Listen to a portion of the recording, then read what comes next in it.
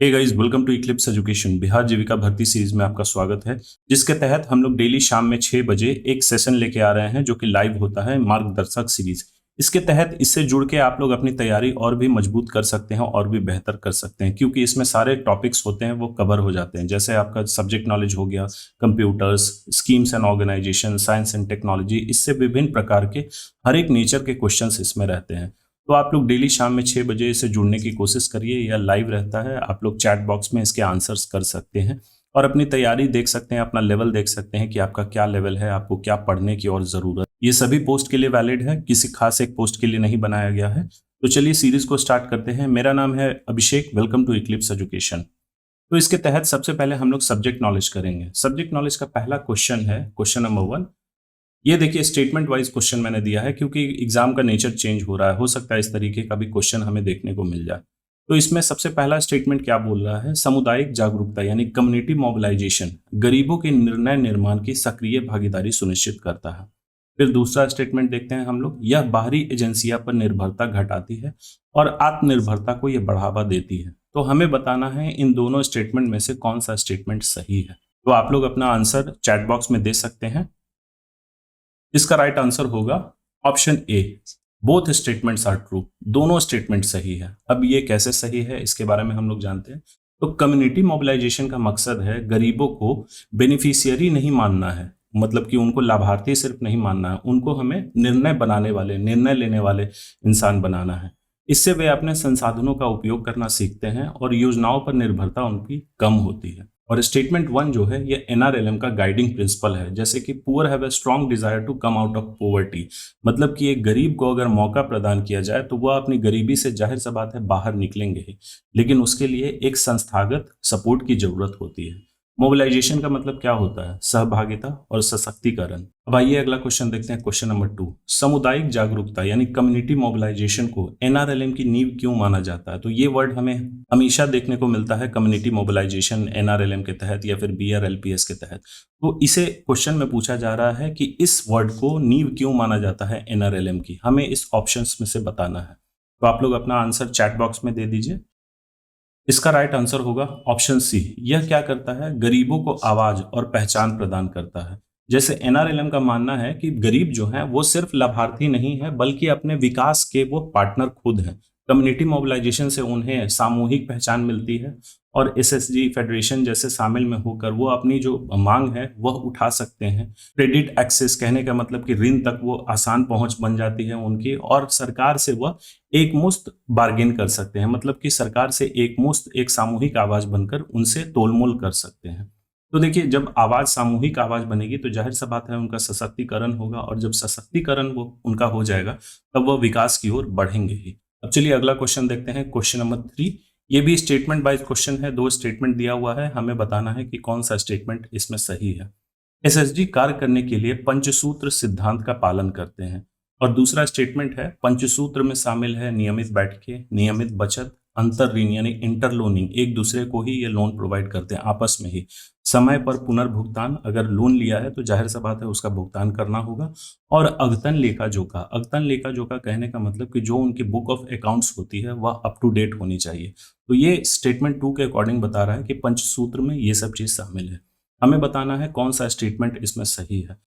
तो इसका right answer होगा ऑप्शन सी, दोनों स्टेटमेंट सही है। एसएसजी अपना बेहतर फंक्शनिंग करने के लिए उसका जो एक आधार होता है उसे बोलते हैं पंचसूत्र। इससे समूह की फाइनेंशियल डिसिप्लिन यानी कि वित्तीय स्थिरता, वित्तीय प्रशासन उसमें मेंटेन रहती है और सामाजिक बॉन्डिंग दोनों मजबूत होते हैं। अब इस पंचसूत्र के अंतर्गत क्या क्या आता है? रेगुलर मीटिंग यानी कि नियमित बैठकें, तो ये क्या करती है? निर्णय लेने का एक मंच प्रदान करती है। नियमित बचत तो वित्तीय सुरक्षा प्रदान करती है। इंटरलोनिंग जरूरत पर त्वरित ऋण प्रदान करती है, मतलब कि जब जरूरत पड़ता है किसी मेंबर को तो उनको तुरंत लोन मिल जाता है, कहीं बाहर से उनको डिपेंड होने की जरूरत नहीं है। टाइमली रिपेमेंट, ये विश्वास निर्माण करती है। अगर किसी मेंबर ने लोन लिया है, आपस में ही जो वो लोग पैसे सेव कर रहे हैं, अगर किसी एक मेंबर ने लोन लिया है तो उसको अगर वापस नहीं करते हैं तब तो जाहिर सा बात है विश्वास मेंटेन नहीं होगा, लेकिन वापस कर रहे हैं, उनको टाइमली पेमेंट कर रहे हैं तो विश्वास बनेगा ही, विश्वास उस चीज में निर्माण होगा ही। और सबसे लास्ट में है up to date book of accounts, मतलब कि यह किस चीज को दर्शाता है? तो पारदर्शिता और जिम्मेदारी को दर्शाता है। जैसे कि इन्होंने लोन लिया तो वह बुक में मेंटेन होगा, अकाउंट बुक में मेंटेन होगा। ये आगे के चैप्टर में हमें पढ़ना है किस किस तरीके के रिकॉर्ड्स एक एसएसजी को मेंटेन करना होता है। तो उसके तहत अगर वो ये मेंटेन कर रहे हैं कि हाँ इन्होंने हम लोग ने इतना पैसा जमा किया, इस डेट को हर एक मेंबर ने सबका साइन होता है, ये साइन अगर नहीं भी है तो उनका थंब इम्प्रेशन होता है उस पे, फिर किन्होंने कितना लोन लिया, कितना टाइमली पेमेंट कर रहे हैं, ये सारा कुछ उसमें मेंटेन होता है। और ये बुक का बहुत ही महत्व है, क्योंकि आगे जाके जब उनको बैंक से लोन लेना होता है तब यही बुक को देखा जाता है, इसीलिए इसको अप टू डेट रहना बहुत जरूरी है। अब चलिए अगला क्वेश्चन देखते हैं, क्वेश्चन नंबर 4। इसमें हमें एक सीक्वेंस में अरेंज करना है। किस चीज को अरेंज करना है? तो एसएसजी विकास के निम्नलिखित चरणों को सही क्रम में व्यवस्थित करिए। एक एसएसजी का निर्माण जब होता है, निर्माण से लेकर जब तक वो कार्य करने लगता है, उसका एक ऑर्डर होता है। उस ऑर्डर को हमें एक सीक्वेंस में अरेंज करना है। तो इसका राइट आंसर होगा, आप लोग चैट बॉक्स में इसका आंसर देते चलिए। इसका राइट आंसर होगा ऑप्शन ए। सबसे पहले क्या होता है? गठन किया जाता है। एक एसएसजी का सबसे पहले गठन होता है, समूह को बनाया जाता है, उसके बाद उनकी क्षमता निर्माण पर ध्यान दी जाती है, जैसे उनको ट्रेनिंग प्रदान किया जाता है, जागरूकता अभियान से जोड़ा जाता है। तीसरा क्या है? स्टेबलाइजेशन, यानी कि नियमों का पालन किया जाता है, बचत कैसे करना है वो सब चीज सिखाया जाता है, और लोन किस तरीके से ये लोग आपस में ले सकते हैं, कुछ लोग लोन लेना भी शुरू कर देते हैं, वो चीज हो गया स्टेबलाइजेशन यानी कि स्थिरीकरण। और सबसे लास्ट में है मैच्योरिटी यानी कि परिपक्वता। तो ये क्या करती है? मजबूत फाइनेंशियल मैनेजमेंट कराती है, linkage with banks and federation, मतलब कि बैंक्स और अन्य संस्थाएं से ये लिंक करती है, जोड़ती है। तो ऐसा नहीं कि ये एक सर्टेन टाइम के बाद होता है, लेकिन कुछ समय का अंतराल इसमें होता है। सबसे पहले किसी चीज का गठन होगा, उसके बाद लोगों को उसमें जोड़ा जाएगा, फिर उनकी क्षमता निर्माण की जाएगी, फिर स्टेबलाइजेशन स्थिरीकरण किया जाएगा, और सबसे लास्ट में ये मैच्योर होगी। ये रहा आपका एसएसजी का जो डेवलपमेंट स्टेजेस होता है उसका एक सही क्रम। अब चलिए अगला क्वेश्चन देखते हैं, क्वेश्चन नंबर 5। ये भी स्टेटमेंट वाइज क्वेश्चन है, हमें बताना है कौन सा स्टेटमेंट सही है। तो सबसे पहला स्टेटमेंट बोला जा रहा है, क्लस्टर स्तर संघ यानी कि सीएलएफ, क्लस्टर लेवल फेडरेशन, कई ग्राम संगठनों यानी जिसको बोलते हैं हम लोग विलेज ऑर्गेनाइजेशन को मिलाकर ब्लॉक या फिर क्लस्टर स्तर पर बनाया जाता है। दूसरा स्टेटमेंट क्या बोल रहा है? सीएलएफ का मुख्य कार्य केवल सदस्यों के बीच आपसी ऋण प्रबंधन करवाना है। तो हमें बताना है दोनों स्टेटमेंट में से कौन सा स्टेटमेंट सही है। तो इसका राइट आंसर होगा ऑप्शन ए। सिर्फ स्टेटमेंट 1 सही है, स्टेटमेंट 2 नहीं सही है। ये क्यों सही नहीं है? क्योंकि इसका एक्सप्लेनेशन हम लोग देख लेते हैं। सीएलएफ का गठन कई विलेज ऑर्गेनाइजेशन को मिलाकर किया जाता है, और यह एसएसजी और वीओ के बीच में एक संस्थागत पुल का काम करती है, संस्थागत कड़ी के रूप में काम करती है। सीएलएफ केवल आंतरिक ऋण नहीं प्रदान करती, मतलब आंतरिक ऋण तक ये सीमित नहीं है, बल्कि इससे ज्यादा, कहीं ज्यादा इसके काम है, जैसे कि फाइनेंशियल लिंकेज यानी कि वित्तीय पहुंच तक ये सुनिश्चित करती है, लाइवलीहुड प्रमोशन यानी आजीविका संवर्धन, दूसरे स्कीम्स के साथ कन्वर्जेंस जैसी गतिविधियों को भी यह दिखता है। सीएलएफ को हम लोग बोल सकते हैं कि यह बहुत बड़े पैमाने पर और स्थिरता के लिए एक बड़ा मंच है। अब चलिए अगला क्वेश्चन देखते हैं, क्वेश्चन नंबर 6। एनआरएलएम में संघ हो, जैसे कि विलेज ऑर्गेनाइजेशन हो गया या फिर क्लस्टर लेवल फेडरेशन हो गया, इनकी आवश्यकता क्यों है? हमने सिर्फ एसएसजी बना के क्यों नहीं छोड़ा? इसके आगे विलेज ऑर्गेनाइजेशन और क्लस्टर लेवल फेडरेशन जैसी ऑर्गेनाइजेशन क्यों एनआरएलएम में बनाई गई? तो इसका आंसर होगा ऑप्शन सी। ये क्या करती है? ये दोनों ऑर्गेनाइजेशन एसएसजी गतिविधियों को बढ़ाने और टिकाऊ बनाने के लिए यह बनाया गया था। अब ये क्यों बनाया गया था, इसके बारे में थोड़ा सा हम लोग एक्सप्लेनेशन देख लेते हैं। तो एसएसजी जो है यह छोटे समूह होते हैं और उनकी एक सीमा होती है। विलेज ऑर्गेनाइजेशन और सीएलएफ यानी क्लस्टर लेवल फेडरेशन जैसे संघ है, उन्हें क्या करती है, यानी कि एसएसजी को एक सामूहिक बार्गेनिंग पावर देती है, उनको ट्रेनिंग सुविधाएं उपलब्ध कराती है, वित्तीय पहुंच तक ये पहुंच सुनिश्चित करती है, और अलग अलग जो स्कीम्स होते हैं उनको कन्वर्ज करने के लिए ये फैसिलिटी उपलब्ध कराते हैं। इससे एसएसजी जो है लंबे समय तक टिकाऊ बने रहते हैं और बड़े स्तर पर ये प्रभाव डालते हैं। तो फेडरेशंस क्या करती है, जो जैसे विलेज ऑर्गेनाइजेशन हो गया या क्लस्टर लेवल फेडरेशन हो गया, ये स्थिरता और विस्तार सुनिश्चित करती है। अब चलिए क्वेश्चन नंबर 7 देखते हैं। एनआरएलएम के अंतर्गत विलेज ऑर्गेनाइजेशन यानी कि ग्राम संगठन की मुख्य भूमिका क्या है? तो हमने पढ़ा था कि एसएसजी के ऊपर आपका विलेज ऑर्गेनाइजेशन होता है और कई सारे विलेज ऑर्गेनाइजेशन को मिला के एक सीएलएफ का निर्माण किया जाता है। विलेज ऑर्गेनाइजेशन में कई सारे एसएसजी होते हैं, तो यहाँ उसका काम पूछा जा रहा है, इसकी मुख्य भूमिका पूछी जा रही है। तो इसका राइट आंसर होगा ऑप्शन बी। ये क्या करती है विलेज ऑर्गेनाइजेशन? एसएसजी को सहयोग और निगरानी देना। ये किस तरीके से निगरानी प्रदान करती है और सहयोग प्रदान करती है? तो विलेज ऑर्गेनाइजेशन एक द्वितीय स्तर की संस्था होती है। सबसे पहला स्तर हो गया एसएसजी, दूसरा विलेज ऑर्गेनाइजेशन और तीसरा सीएलएफ। तो ये दूसरे स्तर की संस्था हो गई। ये क्या करती है, गांव स्तर पर कई एसएसजी को जोड़ती है और इनका कार्य एसएसजी को नियम पालन, वित्तीय अनुशासन, उनका क्षमता निर्माण और लिंकेज यानी कि बैंक से जुड़ाव में यह सहयोग प्रदान करती है। विलेज ऑर्गेनाइजेशन को हम लोग कह सकते हैं कि ये एसएसजी का सहयोग और निगरानी तंत्र है। अब चलिए अगला क्वेश्चन देखते हैं। क्वेश्चन नंबर 8, एनआरएलएम के अंतर्गत कम्युनिटी रिसोर्स पर्सन यानी सीआरपी जिसको बोला जाता है शॉर्ट फॉर्म में, ये कौन होते हैं? तो बहुत सारे लोग इसमें कंफ्यूज करते हैं। इसका देखता हूं मैं आंसर किनका किनका सही हो रहा है। तो इसका राइट आंसर होगा कम्युनिटी रिसोर्स पर्सन अनुभवी एसएसजी सदस्य होते हैं जो अन्य समूह को प्रशिक्षित और मार्गदर्शन देते हैं। अब देखिए सीआरपी के बारे में थोड़ा सा मैं बताता हूँ। ये कोई बाहरी इंसान नहीं होते, बाहरी व्यक्ति नहीं होते। ये सीआरपी ऐसी महिलाएं या फिर सदस्य होते हैं जो स्वयं एसएसजी का हिस्सा रहे हैं और सफल अनुभव के आधार पर अन्य एसएसजी या फिर विलेज ऑर्गेनाइजेशन को प्रशिक्षित करते हैं। इन्हें पीयर एडुकेटर्स भी कहा जाता है, मतलब ये साथ में रहने वाले मेंबर्स को ही ट्रेन करते हैं। ये उन्हीं के बीच में से एक मेंबर होते हैं। अब इनका चुनाव कैसे होता है, कैसे इनको सीआरपी के रूप में इनको ये नियुक्त किया जाता है, तो इसके लिए देखा जाता है किसी भी एसएसजी मेंबर्स का वो 1-2 साल का उनका हिस्ट्री चेक किया जाता है कि हाँ ये सब कुछ सही है, इन्होंने अगर लोन लिया है तो ये टाइमली रिपेमेंट किया इन्होंने, इसी तरीके का उनका सामाजिक गलत गतिविधियों में उनका इन्वॉल्वमेंट नहीं है, कोई पुलिस केस वगैरह नहीं है। बेसिकली उनका कैरेक्टर जो है एक सामाजिक तौर पर वह क्लियर होना चाहिए, मतलब अच्छा होना चाहिए। साथ में यह भी देखा जाता है उनका ओवरऑल पर्सनैलिटी कि हाँ, उन पर्सनैलिटी कहने का मतलब कि वो बोलने में अच्छे हैं, किसी भी चीज़ का नेतृत्व करने में सबसे आगे रहते हैं। वैसे लोगों को सीआरपी के तौर पे नियुक्त किया जाता है और ये एसएसजी या फिर विलेज ऑर्गेनाइजेशन के ही मेंबर होते हैं, किसी अदर को नहीं दिया जाता। तो सीआरपी को हम लोग बोल सकते हैं कि यह एक समुदाय द्वारा बनाया जाता है और समुदाय के लिए ही होता है। तो कोई बाहर मेंबर इसमें से नहीं हुआ, उसी समुदाय में से ही है और उसी समुदाय के लिए ही इन पद को बनाया जाता है, यानी कि सीआरपीज को। अब चलिए क्वेश्चन नंबर 9 देखते हैं। ये भी स्टेटमेंट वाइज क्वेश्चन है, तो हमें बताना है दोनों स्टेटमेंट में से कौन सा स्टेटमेंट सही है। स्टेटमेंट 1 क्या बोल रहा है, एनआरएलएम के अंतर्गत क्षमता निर्माण केवल वित्तीय साक्षरता पर केंद्रित होता है। दूसरा स्टेटमेंट में क्या बोला जा रहा है, इसमें नेतृत्व प्रशिक्षण, आजीविका संवर्धन और सामाजिक जागरूकता भी शामिल है। ये बोल रहा है कैपेसिटी बिल्डिंग के बारे में, जो कि एनआरएलएम के अंतर्गत आता है। उसमें सबसे पहला स्टेटमेंट बोल रहा है कि यह सिर्फ वित्तीय साक्षरता पर केंद्रित होता है और दूसरा कि इसमें नेतृत्व प्रशिक्षण भी होता है, आजीविका संवर्धन यानी कि लाइवलीहुड प्रमोशन और सामाजिक जागरूकता, ये सब कुछ इसमें अवेलेबल रहता है। तो इसका राइट आंसर होगा ऑप्शन बी।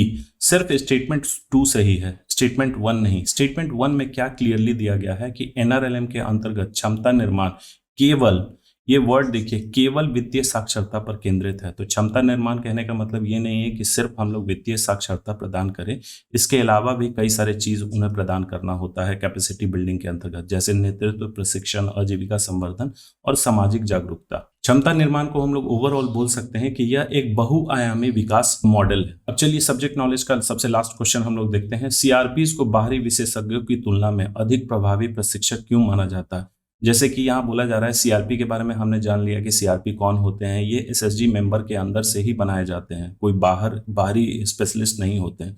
तो यहाँ कंपेयर करके बोला जा रहा है, क्वेश्चन पूछा जा रहा है कि ये बाहरी विशेषज्ञों की तुलना में अधिक प्रभावी प्रशिक्षक क्यों माना जाता है। इसका राइट आंसर होगा ऑप्शन बी। वे उसी समुदाय से होते हैं और समान अनुभव साझा करते हैं। सीआरपी के बारे में मैंने बताया था, सीआरपी यानी कम्युनिटी रिसोर्स पर्सन। वे, इसका सबसे बड़ा फायदा है कि इसमें पीयर टू पीयर लर्निंग सुनिश्चित करते हैं। ये पीयर टू पीयर लर्निंग कहने का मतलब कि ये उन्हीं मेंबर्स में से एक होते हैं जो एक्सपीरियंस्ड हैं, वह इस दौर से गुजर चुके हैं, मतलब कि वह एज गरीब एंटर हुए थे और आज की डेट में मतलब 1 या 2 साल के बाद उनकी स्थिति ठीक हो गई है। तो जाहिर सा बात है उनसे लोग ज़्यादा प्रभावित होंगे। ये वही महिलाएं हैं जो पहले गरीबी और संघर्ष से निकली हुई हैं। अन्य महिलाएं को ये ट्रेनिंग देती हैं तो विश्वास और अपनापन बढ़ता है। एक्सटर्नल एक्सपर्ट यानी कि बाहरी विशेषज्ञ भाषा, संस्कृति या फिर आपका ग्राउंड रियलिटी, मतलब कि वो ग्राउंड पे क्या काम होता है, किस तरीके से लोग जूझ रहे हैं, क्योंकि ये उसी दौर से गुजर चुके हैं जो बाकी मेंबर्स, नए मेंबर्स उसमें हैं। तो ये चीज़ एक बाहरी एक्सपर्ट इस चीज़ को नहीं कर सकता है। तो सीआरपी को हम लोग बोल सकते हैं कि वो कम्युनिटी से ही क्यों उठाए जाते हैं कि इनसे जुड़ाव उत्पन्न होता है, एक विश्वास बैठता है और व्यवहारिक ज्ञान होता है। मतलब कि वो, अगर हम किस तरीके से स्कीम्स को उनको बताएं, किस तरीके से उसमें इन्वॉल्व करें, ये उनसे बेहतर कोई नहीं जान सकता। कोई बाहरी विशेषज्ञ सिर्फ ऊपर ऊपर का नॉलेज दे सकता है, लेकिन उससे जुड़ाव नहीं होगा और विश्वास नहीं उत्पन्न होगा। चलिए, यहाँ कंप्लीट हुआ हमारा सब्जेक्ट नॉलेज का 10 क्वेश्चंस। अब हम लोग अगले टॉपिक की तरफ बढ़ते हैं, कंप्यूटर फंडामेंटल्स। अगर आप लोगों को सेशन में मजा आ रहा होगा तो लाइक बटन दबा दें और दोस्तों के साथ शेयर करना ना भूलें। जितना ज़्यादा आप शेयर करेंगे उतना बेहतर आपके लिए कंटेंट आते जाएंगे। देखिए, ये आप लोग कोशिश करिए इसमें एक्टिव पार्टिसिपेट करने की। अब चलिए, कंप्यूटर फंडामेंटल्स का पहला क्वेश्चन देखते हैं हम लोग। कौन सा उपकरण लैन यानी कि लोकल एरिया नेटवर्क में कई कंप्यूटरों को जोड़ने और केवल इच्छित यानी कि डेडिकेटेड डिवाइस तक डेटा पहुंचाकर कुशल डेटा ट्रांसफर सुनिश्चित करने के लिए प्रयोग किया जाता है? यहाँ क्वेश्चन आसान भाषा में बोल रहा हूँ कि एक लैन सेटअप है, उसमें कई सारे कंप्यूटर जुड़े हुए हैं, तो हमें एक कौन सा डिवाइस इस्तेमाल करना है जिसके तहत हम लोग अगर डेटा ट्रांसफर करते हैं तो सिर्फ जिस डिवाइस को हम लोग डेटा ट्रांसफर कर रहे हैं उसी तक पहुंचे, बाकी किसी और के पास नहीं पहुंचे। उस नेटवर्क में सपोज करिए कि अगर 5-6 डिवाइस जुड़े हुए हैं और हम इस डिवाइस को सिर्फ वो डेटा सेंड करना चाहते हैं, तो सिर्फ ये इसी तक पहुंचे, बाकी से नहीं, बाकी के पास ये नहीं पहुंचे। तो हमें उस स्थिति में कौन सी डिवाइस का इस्तेमाल करना चाहिए? तो इसका राइट आंसर होगा ऑप्शन बी, स्विच। देखिए, स्विच और हब का काम मोर और लेस सेम ही होता है, लेकिन इसमें एक बेसिक डिफरेंस होता है, उस डिफरेंस को हमें जानना जरूरी है। स्विच जो है ये हब से बेहतर होता है क्योंकि यह डिवाइस के मैक एड्रेस यानी कि मीडिया एक्सेस कंट्रोल एड्रेस को चेक करता है और केवल सही डिवाइस तक ही डेटा भेजता है। लेकिन हब क्या है? हब और स्विच को आप समझिए कि एक तरीके का ये कनेक्टिंग डिवाइस होता है, एक सिंगल कनेक्शन आ रहा है। अब उस सिंगल कनेक्शन से हमें कई सारे अलग अलग कनेक्शन निकालने हैं, तो हम लोग क्या करेंगे, इस सिंगल कनेक्शन को हम कैसे बांटेंगे, इस डिवाइस में लगा देंगे। यहाँ पे हब भी हो सकता है, स्विच भी हो सकता है। तो सपोज करिए कि हमने पहले हब स्टैब्लिश किया। अब हम लोग स्टैब्लिश कर रहे हैं तो इससे क्या हो रहा है, एक कनेक्शन यहाँ पे आया और इससे कई सारे कनेक्शन निकल रहे हैं, कई सारे कंप्यूटर्स इससे कनेक्टेड है। अब हम लोग कोई एक डेटा सपोज करिए कि यहाँ पे है, हम लोग डेटा इसको भेज रहे हैं, तो ये कहाँ सबसे पहले हब के पास जाएगा और ये सभी के पास उस डेटा को भेज देगा। अब में ये प्रॉब्लम थी, लेकिन स्विच क्या कर रही है कि ये जिसको भेजा जा रहा है डेटा, वहाँ एड्रेस देखेगा और उसी के पास ये डेटा पहुंचाएगा। तो जैसे कि ये डिवाइस इसको भेजना चाह रहा है डेटा, सबसे पहले डेटा यहाँ जाएगा, इस देखेगा कि उस डेटा में एड्रेस किसका है, अगर इसका एड्रेस है तो डायरेक्टली इसके पास पहुंचा दे। हब और स्विच में यही बेसिक डिफरेंस होता है, देखने में आप उसको अंतर नहीं बता सकते हैं। चलिए, अगला क्वेश्चन है क्वेश्चन नंबर 12। कौन सा उपकरण कंप्यूटर के डिजिटल सिग्नल को टेलीफोन लाइनों के लिए एनालॉग सिग्नल में बदलता है? तो देखिए, एक डिवाइस इस्तेमाल किया जाता था जब 15-20 साल पहले, जब हम लोग टेलीफोन लाइन के माध्यम से इंटरनेट कनेक्ट करते थे, तो हमें बताना है कि ऐसा कौन सा डिवाइस होता था। तो इसका राइट आंसर होगा option B, modem. Modem basically किस चीज के लिए इस्तेमाल किया जाता था? अभी के समय में हम लोग राउटर इस्तेमाल करते हैं, लेकिन उस समय मॉडेम इस्तेमाल किया जाता था जब हम लोग टेलीफोन लाइन से इंटरनेट कनेक्ट करते थे। ये बहुत पहले की बात है, वही लगभग 15-20 साल के पहले की बात। उस समय क्या होता था, टेलीफोन लाइन से डायरेक्टली हम लोग इंटरनेट कनेक्ट करते थे। तो डायरेक्टली नहीं, बल्कि ये टेलीफोन लाइन आ रहा है, यहाँ पे हम लोग एक डिवाइस लगाते थे जिसको बोला जाता था मॉडेम। ये टेलीफोन लाइन आया, मॉडेम में लगा और फिर यहाँ से आपका एक आउटपुट निकलता था जो हमारे कंप्यूटर में लगता था। तो ये डायरेक्टली क्यों नहीं लग सकता था, इस मॉडेम की जरूरत क्यों पड़ती थी? क्योंकि टेलीफोन लाइन में जो सिग्नल ट्रैवल करते हैं वह एनालॉग होता है और कंप्यूटर कितना भी एडवांस्ड हो जाए वह हमेशा डिजिटल सिग्नल को ही पहचान सकता है। तो ये क्या करता था, एनालॉग सिग्नल जो टेलीफोन लाइन में आ रहा है, मॉड्यूल इसमें गया, मॉडेम में गया, मॉडेम इसको डिजिटल सिग्नल में कन्वर्ट किया और फिर उसके बाद कंप्यूटर के पास गया, कंप्यूटर प्रोसेस किया, फिर कोई सिग्नल भेज रहा है तो ये तो डिजिटल ही भेजेगा, मॉडेम के पास गया, मॉडेम इसको डिजिटल से एनालॉग में कन्वर्ट किया और फिर उसके बाद ये दूसरे जगह ट्रैवल करता था। तो इसीलिए मॉडेम डिवाइस का इस्तेमाल किया जाता था। मॉडेम का फुल फॉर्म होता है मॉड्यूलेटर, एमओ मतलब मॉड्यूलेटर, और डीईएम यानी कि इसका मतलब होता है डीमॉड्यूलेटर।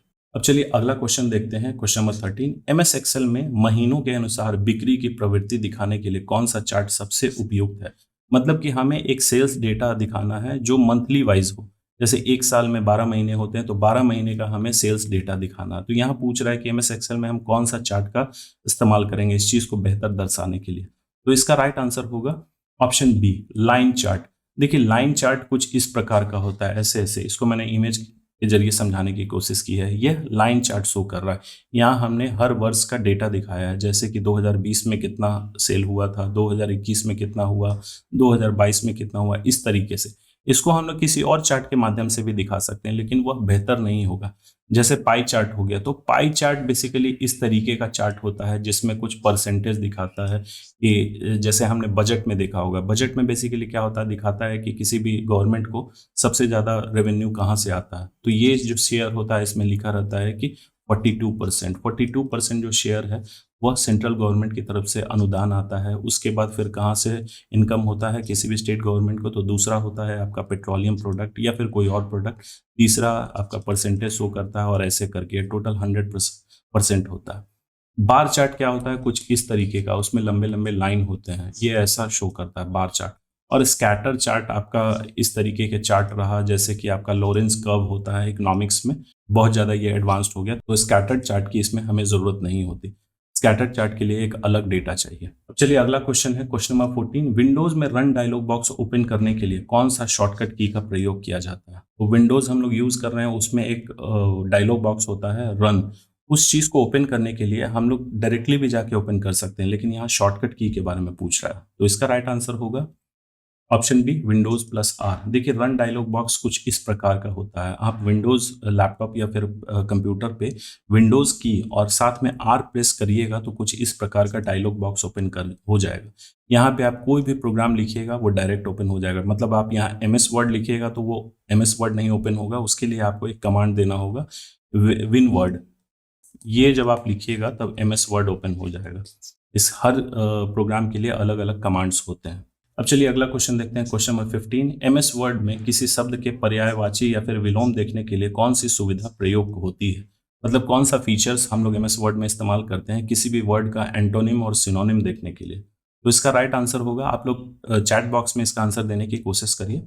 इसका राइट आंसर होगा ऑप्शन बी, थिजॉरस। देखिए थिजॉरस क्या होता है, जब किसी वर्ड को हम लोग सेलेक्ट करके हम लोग थिजॉरस ऑप्शन को चूज करते हैं, तब ये क्या करता है, उस वर्ड से रिलेटेड उसका मीनिंग भी बताएगा, उसका एंटोनिम भी बताएगा और सिनोनिम भी बताएगा, यानी पर्यायवाची भी बताएगा और उसका विलोम शब्द भी बताएगा। थिजॉरस बेसिकली यही होता है। आप लोग डिक्शनरी भी जब खरीदते हैं तो उसमें चेक किया करिए कि थिजॉरस उसमें अगर लिखा हुआ है तो वो उस टाइप का डिक्शनरी आप लोग परचेज करिए। जैसे ऑक्सफोर्ड की जो डिक्शनरी होती है उसमें साफ लिखा हुआ रहता है थिजॉरस, इसका मतलब कि वर्ड का मीनिंग तो देगा ही, एक एग्जाम्पल भी देगा और साथ में उसके एंटोनिम और सिनोनिम भी रहेंगे। अब चलिए अगला क्वेश्चन है, question number 16, MS power point में एक नई प्रेजेंटेशन बनाने के लिए कौन सा शॉर्टकट की प्रयोग किया जाता है। तो देखिए क्वेश्चन को आप लोग ध्यान से समझिए, एक नया प्रेजेंटेशन, जैसे कि यह एक प्रेजेंटेशन है, एक फाइल है, हमें एक नया फाइल बनाना है, प्रेजेंटेशन फाइल बनाना है, तो हम कौन सा शॉर्टकट की का इस्तेमाल करेंगे। इसका राइट आंसर होगा कंट्रोल+N। कंट्रोल+N सिर्फ पावर पॉइंट में ही नहीं काम करता बल्कि एमएस वर्ड में भी, एमएस एक्सेल में भी ये काम करता है। जैसे ही कोई एक फाइल पे हम लोग काम कर रहे हैं, हमें कोई एक दूसरा फाइल बनाना है, हम लोग कंट्रोल+N प्रेस करेंगे तो एक दूसरा फाइल ओपन हो जाएगा, एक नया ब्लैंक डॉक्यूमेंट। कंट्रोल+O से क्या होता है, जो हमने पुराने डॉक्यूमेंट्स बना रखे हैं या फिर पुराने प्रेजेंटेशन बना रखे हैं वह ओपन होगा, हमें लिस्ट देगा कि कौन सा आप डॉक्यूमेंट या फिर प्रेजेंटेशन ओपन करना चाहते हैं। कंट्रोल+P से क्या होता है, प्रिंट प्रीव्यू इसमें ओपन होता है कंट्रोल+P से, और कंट्रोल+S से कोई भी डॉक्यूमेंट या प्रेजेंटेशन सेव होता है। अब चलिए अगला क्वेश्चन है, इसमें हमें मैच करके बताना है इन ऑप्शंस में से। तो रिपीटर क्या काम करता है, राउटर, स्विच, मॉडेम, ये सब क्या क्या काम करता है नीचे दिया गया है, तो हमें इस ऑप्शंस के अकॉर्डिंग बताना है कौन सा ऑप्शन सही है। इस तरीके के भी क्वेश्चंस एग्जाम में आ सकते हैं, तो इसका राइट आंसर होगा ऑप्शन ए, यानी कि 1 का भी। रिपीटर क्या काम करता है, तो ये सिग्नल को बूस्ट करता है, मतलब कि कमजोर सिग्नल को ये बढ़ाता है। दूसरा, राउटर क्या करता है, तो ये लैन को वैन से कनेक्ट करता है। तीसरा, स्विच क्या करता है, तो स्विच आपका जो लैन में कोलाइजन है यानी कि टकराव है उसको कम करता है, जैसे कि जो डेटा जिस डिवाइस को भेजा जा रहा है उसी डिवाइस के पास जाएगा, लेकिन हब में क्या है कि ये सभी जगह पहुंचेगा, तो उसमें उस केस में क्या होगा कि टकराव की स्थिति उत्पन्न होगी, इसीलिए स्विच एक बेहतर डिवाइस माना जाता है। और सबसे लास्ट में मॉडेम क्या है, तो मॉडेम क्या करता है, डिजिटल को एनालॉग में और एनालॉग को डिजिटल में कन्वर्ट करता है। ये सिंबल इसीलिए मैंने दिया, अगर ये एक तरफ का रहता तो मतलब कि ये डिजिटल को सिर्फ एनालॉग में कन्वर्ट करता, लेकिन ये दोनों तरफ का एरो बना हुआ है यानी कि वाइस वर्सा, ये इसको इसमें कन्वर्ट करेगा, इसको इसमें। और मॉडेम का फुल फॉर्म होता है मॉड्यूलेटर, डीमॉड्यूलेटर। अब चलिए क्वेश्चन नंबर 18 देखते हैं। आप एमएस एक्सेल में छात्रों का डेटाबेस बना रहे हैं, मतलब कि एमएस एक्सेल में आप किसी एक स्पेसिफिक क्लास के स्टूडेंट्स का रिपोर्ट कार्ड बना रहे हैं। उसमें आपको क्या चाहिए कि आपको देखना है 80% से अधिक अंक प्राप्त करने वाले छात्रों को चुनना है, तो आप कौन सा फीचर इस्तेमाल करेंगे एमएस एक्सेल का। तो एमएस एक्सेल में सपोज करिए कि 100 स्टूडेंट्स का आप रिपोर्ट कार्ड बना रहे हैं, अब आपको देखना है कि उसमें सिर्फ ऐसे स्टूडेंट्स का नाम है जिनका मार्क्स 80% से ऊपर है, तो आप कौन सा फीचर को इस्तेमाल करिएगा? तो इसका राइट आंसर होगा ऑप्शन ए, डेटा फिल्टर। हम लोग डेटा में जाएंगे ऊपर और फिल्टर में ये ऑप्शन देंगे कि हमें ऐसे स्टूडेंट्स का मार्क्स दिखाए या फिर ऐसे स्टूडेंट्स का नाम दिखाए जिनका मार्क्स 80% से ऊपर हो। जैसे इस फिल्टर को हम लोग सेलेक्ट कर देंगे, जैसे कि हम लोग जब ऑनलाइन शॉपिंग करते हैं तो उसके लेफ्ट साइड में एक फिल्टर रहता है कि आप मोबाइल सर्च कर रहे हैं तो आप किस कैटेगरी का मोबाइल सर्च कर रहे हैं। उसमें कई सारे फिल्टर मौजूद होते हैं। एक प्राइस रेंज रहता है कि 10,000 से 15,000 या 10,000 से 20,000। दूसरा फिल्टर क्या होता है, किस ब्रांड का आपको देखना है। जैसे आप मोबाइल सर्च करिएगा तो बहुत सारे ब्रांड के मोबाइल फ़ोन आ जाएंगे, लेकिन यहाँ फिल्टर से आप दे दीजिएगा कि नहीं, मुझे सिर्फ सैमसंग का चाहिए या फिर ओप्पो का चाहिए, उस पर आपको टिक करना होता है। ये फिल्टर आप एक्टिवेट कर दीजिएगा तो सिर्फ इन्हीं दोनों ब्रांड से आपको मोबाइल फ़ोन दिखाया जाएगा और जिस प्राइस रेंज को आपने सेलेक्ट किया है सिर्फ उसी प्राइस रेंज के दायरे में जो भी प्रोडक्ट्स होंगे, मोबाइल फ़ोन होंगे, वो आपको शो करेगा। ठीक उसी तरीके से एमएस एक्सेल में भी डेटा बहुत सारा होता है। अब हमें मैनुअली सर्च करने के बजाय जब हमें फीचर दे रखा है इस प्रोग्राम ने, तो हम उस फीचर का इस्तेमाल क्यों नहीं करें। अब चलिए क्वेश्चन नंबर 19 हम लोग देखते हैं। सॉफ्टवेयर डाउनलोड करते समय उपयोग करता है यानी कि कोई यूजर देखता है कि फाइल एक्सटेंशन में .exe लिखा हुआ है, तो इसका अर्थ क्या है। सपोज करिए कि आपने एक सॉफ्टवेयर डाउनलोड किया और जैसे कि फेसबुक के आगे आपका लिखा होगा, उस एप्लीकेशन के आगे लिखा होगा .exe। यहाँ इस exe का मतलब पूछा जा रहा है कि वह क्या होता है, किस प्रकार का फाइल है। टेक्स्ट फाइल है, एग्जीक्यूटेबल फाइल है, इमेज फाइल है या फिर ऑडियो फाइल है। तो इसका राइट आंसर होगा यह एक एग्जीक्यूटेबल फाइल है, मतलब कि इसको हम लोग रन करा सकते हैं। अब टेक्स्ट फाइल रहेगा तो उस पर लिखा रहेगा, उसके एक्सटेंशन में लिखा रहेगा .txt, मतलब कि उसमें सिर्फ अल्फ़ाबेट्स हैं और किसी तरीके का कोई कैरेक्टर उसमें इन्वॉल्व है। इमेज फाइल, जैसे भी कोई इमेज हम लोग ओपन करते हैं तो उसमें कई सारे एक्सटेंशन होते हैं, आपका जेपीईजी, पीएनजी, ये सब एक इमेज फाइल एक्सटेंशन होता है।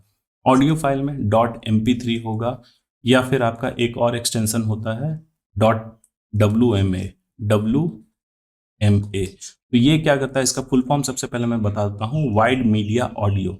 ये वाइड मीडिया ऑडियो जो एक्सटेंशन होता है ये बहुत ही हाई रेजोल्यूशन का ऑडियो फाइल होता है।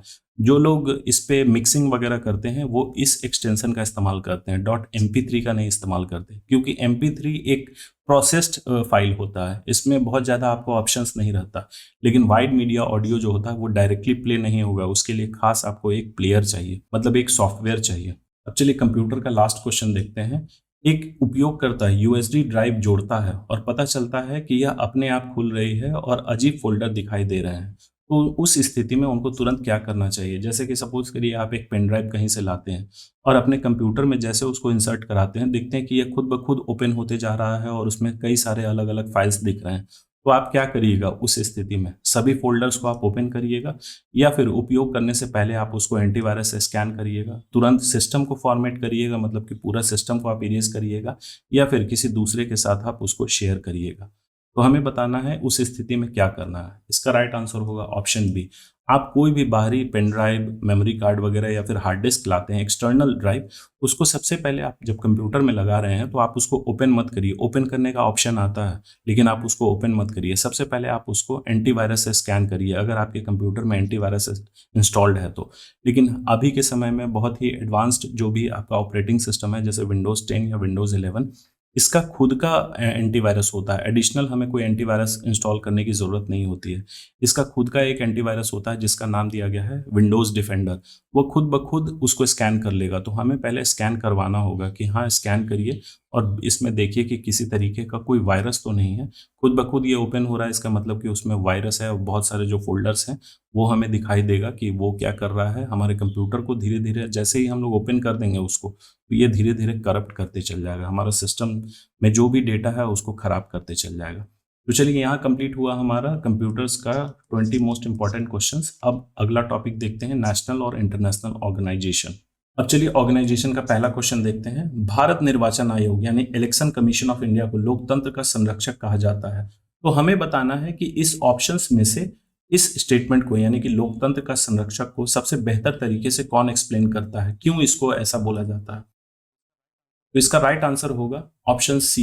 ये क्या करती है, सरकार से स्वतंत्र होकर स्वतंत्र एवं निष्पक्ष चुनाव सुनिश्चित करती है। तो निर्वाचन आयोग का मूल कार्य स्वतंत्र और निष्पक्ष चुनाव कराना है। चुनाव कराना या फिर परिणाम घोषित करना यानी कि इलेक्शन के रिजल्ट डिक्लेयर करना, ये इसकी तकनीकी कार्य है। तो देखिए, इलेक्शन कमीशन ऑफ इंडिया का रोल हमें पता है कि वो क्या करती है, फेयर इलेक्शंस करवाती है, मतलब कि वो स्वतंत्र होकर निष्पक्ष चुनाव कराती है और किसी तरीके के उसमें कोई छिपा हुआ नहीं रहता, सब कुछ ट्रांसपेरेंट रहता है। ये उसके अलावा इलेक्शंस करवाने के अलावा किस किस तरीके के इलेक्शंस करवाती है, तो प्रेसिडेंट के, वाइस प्रेसिडेंट के, लोकसभा, विधानसभा, ये सब इलेक्शंस करवाती है। जो स्टेट की विधानसभा होती है वो भी इलेक्शन कमीशन ऑफ इंडिया ही करवाती है। बहुत सारे लोग कंफ्यूज करते हैं कि स्टेट की जो विधानसभा इलेक्शंस होती है वो स्टेट इलेक्शन कमीशन करवाती है, तो नहीं, स्टेट इलेक्शन कमीशन निर्माण इसलिए किया गया था कि वो सिर्फ लोकल सेल्फ गवर्नमेंट यानी कि स्थानीय स्वशासन का इलेक्शंस करवा सके। हमारे संविधान में आर्टिकल 324 के तहत इसका वर्णन है और इसकी स्थापना हुई थी 25 जनवरी 1950 को। इसीलिए हर साल 25 जनवरी को राष्ट्रीय मतदाता दिवस के रूप में सेलिब्रेट किया जाता है। अब चलिए अगला क्वेश्चन देखते हैं, क्वेश्चन नंबर 22। भारत का महालेखा परीक्षक यानी कि सीएजी, इसका फुल फॉर्म होता है controller and auditor general of India, शासन में जवाबदेही के लिए क्यों महत्वपूर्ण माना जाता है? आप लोग आंसर देने की कोशिश करिए। इसका राइट आंसर होगा ऑप्शन बी। यह क्या करती है? यह सरकारी खर्च का ऑडिट कर अनियमितताओं को उजागर करता है। तो देखिए, सीएजी बेसिकली क्या करता है, सरकारी खर्च को ऑडिट करके पारदर्शिता सुनिश्चित करता है और धन के दुरुपयोग को उजागर करता है। भले ही इसको कोई किसी तरीके का दंड देने का अधिकार नहीं है, लेकिन इसकी रिपोर्ट संसद की निगरानी को मजबूत करती है और इसका रिपोर्ट बेसिकली सबसे ज्यादा कौन देखता है, तो अपोजिशन में जो भी गवर्नमेंट होती है वह देखती है। उससे यह सुनिश्चित होता है कि जो भी फंड इशू हुआ है, हमारा जो भी फंड इस्तेमाल हो रहा है वह कहाँ पे हो रहा है और कितना परसेंटेज ये हो रहा है। सीएजी का काम बेसिकली यही होता है, बहुत ही महत्वपूर्ण कार्य होता है इनका। चलिए अगला क्वेश्चन देखते हैं, क्वेश्चन नंबर 23। एनालिटिकली नाबार्ड जो है, जिसको हम लोग बोलते हैं national bank for agriculture and rural development, यह क्यों बनाया गया था? तो यहाँ क्वेश्चन में बेसिकली पूछ रहा है कि नाबार्ड बनाने का उद्देश्य क्या था। आप लोग चैट बॉक्स में आंसर देने की कोशिश करिए। इसका राइट आंसर होगा ऑप्शन बी, यानी ये क्या करती है, नाबार्ड कृषि और ग्रामीण विकास को लॉन्ग टर्म संस्थागत ऋण देने के लिए बनाया गया था इसको। तो देखिए, इसके बारे में थोड़ा सा हम लोग जान लेते हैं। इसकी स्थापना हुई थी 12 जुलाई 1982 को। इसका हेडक्वार्टर मुंबई में है। नाबार्ड कृषि और ग्रामीण बुनियादी ढांचे में लॉन्ग टर्म वित्तीय कमी को पूरा करना चाहता है। यह सब्सिडी देने की बजाय किसानों को सशक्त बनाने के लिए स्थायी ऋण तंत्र विकसित करता है। तो ये सब्सिडी नहीं प्रोवाइड करता, बल्कि डायरेक्टली लोन ही प्रोवाइड कर देता है सस्ते दरों पर। चलिए अगला क्वेश्चन देखते हैं, क्वेश्चन नंबर 24। ये एक इंटरनेशनल ऑर्गेनाइजेशन से क्वेश्चन है। अंतर्राष्ट्रीय मुद्रा कोष यानी आईएमएफ, जिसको बोलते हैं इंटरनेशनल मॉनेटरी फंड, की आलोचना अक्सर विकासशील देश, जैसे भारत एक विकासशील देश है, इनके द्वारा क्यों की जाती है? तो सिर्फ भारत ही नहीं इसकी आलोचना करती है आईएमएफ की, बल्कि कई सारे विकासशील देश हैं वह इसकी आलोचना करती है आईएमएफ की। ये एक वर्ल्ड लेवल की बहुत ही इंपॉर्टेंट ऑर्गेनाइजेशन है। तो हमें बताना है कि इस आईएमएफ की आलोचना क्यों की जाती है डेवलपिंग नेशंस के द्वारा। तो इसका राइट आंसर होगा ऑप्शन बी। ये क्या करती है, इसकी जो ऋण शर्तें हैं कठोर होती है, जो गरीब जनता को नुकसान पहुंचाती है। तो देखिए, ये क्या करती है, लोन तो प्रोवाइड करती है, लेकिन उससे जुड़ी हुई कई इसके शर्तें होते हैं जो बेसिकली क्या होती है, गरीब जनता को नुकसान पहुंचाती है। तो ऐसा नहीं है। देखिए, जो हमारे देश में हम लोग सुनते हैं एलपीजी रिफॉर्म्स जो 1992 में हुआ था, ये आईएमएफ का ही देन है। उस समय हमारी देश की स्थिति इतनी खराब थी, इतनी फाइनेंशियल स्थिति खराब थी कि हमारे देश के पास यानी भारत के पास एक सप्ते का भी पैसा नहीं बचा था। हम लोग एकदम डिपेंडेंट हो गए थे दूसरे नेशंस पे कि वो हमें जब उधारी में माल देंगे या फिर जो फूड ग्रेन्स है तभी हमारा ये हो सकता है, क्योंकि उसको पेमेंट करने के लिए हमारे पास पैसा ही नहीं था। एक सप्ताह का मात्र पैसा बचा हुआ था। उस समय आईएमएफ ने ही बोला कि हाँ, हम लोन प्रोवाइड करने के लिए तैयार हैं, लेकिन आपको कुछ संरचनात्मक चेंजेस करने होंगे। तो संरचनात्मक चेंजेस करने का मतलब कि जैसे कि प्राइवेटाइजेशन करना, ग्लोबलाइजेशन करना, जो एलपीजी हम लोग बोलते हैं, लिबरलाइजेशन, प्राइवेटाइजेशन और ग्लोबलाइजेशन, ये आईएमएफ का ही देन है। उसी की वजह से हमारा जो अर्थव्यवस्था है इतना विकसित हुआ। तो आईएमएफ बेसिकली एक इंटरनेशनल ऑर्गेनाइजेशन है। इसके मेंबर कंट्रीज कितने हैं? अभी वर्तमान में 190 देश। और ये इन देशों के बीच में क्या प्रदान करती है? तो वित्तीय सहयोग, विनिमय दर स्थिरता यानी कि एक्सचेंज रेट, रुपए को हम लोग डॉलर से जब एक्सचेंज करते हैं तो उसमें बहुत ज़्यादा फ्लक्चुएशन ना हो, उसके प्राइसेस में बहुत ज़्यादा उतार चढ़ाव ना हो, यह भी कंट्रोल करती है आईएमएफ। और भुगतान संतुलन संकट, तो 1992 में हमारे देश में भुगतान संतुलन यानी बैलेंस ऑफ पेमेंट क्राइसिस उस समय उत्पन्न हुआ था। उसी चीज़ को ये ठीक किया था। IMF ने। और इसका जो हेडक्वार्टर है वॉशिंगटन DC में है। और इसकी स्थापना कब की गई थी? तो 1945 में। लेकिन इसकी स्थापना जो है ब्रेटन वुड कन्वेंशन के द्वारा की गई थी, जो कि 1944 में हुआ था। तो IMF और वर्ल्ड बैंक दोनों की स्थापना उसी समय हुई थी। चलिए अगला क्वेश्चन देखते हैं, ऑर्गेनाइजेशन का लास्ट क्वेश्चन। कोविड-19 के दौरान विश्व स्वास्थ्य संगठन यानी WHO, जिसको इंग्लिश में बोलते हैं वर्ल्ड हेल्थ ऑर्गेनाइजेशन, इसकी आलोचना क्यों की गई थी? तो इसका आंसर सभी को पता होगा, लेकिन इसके पीछे क्या रीजन है वो हम लोग एग्जामिनेशन पॉइंट ऑफ व्यू से देख लेते हैं। क्योंकि देखिए एग्जामिनेशन में ये क्वेश्चन आता है तो हम थोड़ा प्रेशर में रहते हैं और उस समय ना चाहते हुए भी हमारा आंसर जो है गलत हो जाता है। तो इसका राइट आंसर होगा, इसने क्या किया था, कोविड-19 महामारी को घोषित करने में बहुत देर की थी इसने। तो WHO के बारे में थोड़ा सा हम लोग जान लेते हैं। तो ये एक यूनाइटेड नेशन की एक स्पेशलाइज्ड एजेंसी है जो वैश्विक स्वास्थ्य मामलों पर कार्य करती है। इसकी स्थापना 7 अप्रैल 1948 को हुई थी, इसीलिए हर साल 7 अप्रैल को नेशनल हेल्थ डे के रूप में मनाया जाता है। और इसका मुख्यालय कहाँ है? जिनेवा, स्विट्जरलैंड में। इसमें टोटल मेंबर कंट्रीज कितने हैं? तो 194। इसका मुख्य उद्देश्य महामारी नियंत्रण, स्वास्थ्य मानक तय करना है और हेल्थ फॉर ऑल सुनिश्चित करना है। तो देखिए उस समय क्या हुआ था, ये ऐसा आरोप लगाया जा रहा है कि ये चाइना के पूरे कंट्रोल में था। तो इसने आपातकाल कोविड-19 जो इतना बड़ा महामारी है उसको आपातकाल घोषित करने में बहुत ही देर किया गया था। ये जो देश हैं वो खुद ब खुद समझ गए कि भैया हम ये बीमारी वाकई में आपातकाल है, क्योंकि ऐसी स्थिति उत्पन्न हो रही है, लोग इन्फेक्टेड हो रहे हैं और उनकी एक्चुअल में डेथ हो रही है। लेकिन WHO की तरफ से किसी तरीके का कोई गाइडलाइन नहीं आया था, लेकिन बहुत बाद में जब बहुत सारे देशों ने लॉकडाउन की स्थिति लगा दी थी, तो ये आरोप उन पे बेसिकली लगाया जा रहा है। तो चलिए यहाँ कंप्लीट हुआ हमारा प्रैक्टिस सेट 5 का 25 मोस्ट इंपॉर्टेंट क्वेश्चंस। अब बाकी बचे हुए पोर्शंस इसमें हैं, जैसे मैथ्स हो गया, रीजनिंग हो गया, मॉडर्न हिस्ट्री, ये धीरे धीरे प्रैक्टिस सेट में मैं लाते जाऊंगा। तो आगे की वीडियोस के लिए बने रहिएगा। So thank you for watching. Please like, share और सब्सक्राइब करना ना भूलें।